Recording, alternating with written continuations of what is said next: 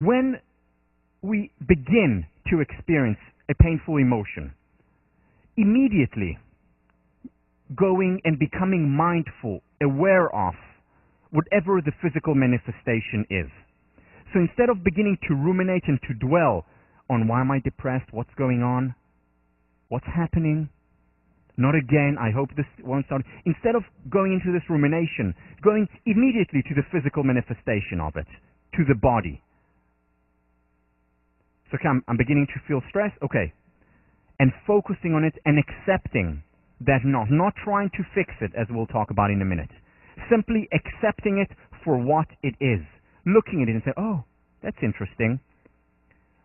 Oh, it's quite a big knot. Oh no, it's small. Oh, it's getting actually bigger. As opposed to saying, I want it to go away. Oh, it is going away. That's interesting. But that's not the purpose. The purpose is simply to become aware of it. Simply to become aware of whatever the physical manifestation of the emotion is. Now, why does this work?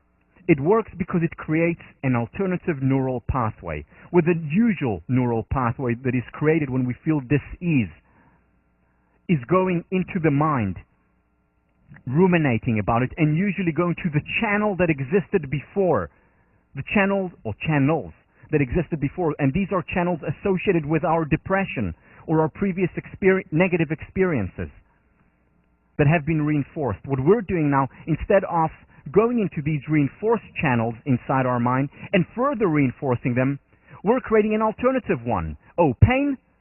Let's go to the body. And that alternative channel, the reason why it works is because that's when we're going to the body's natural ability to heal.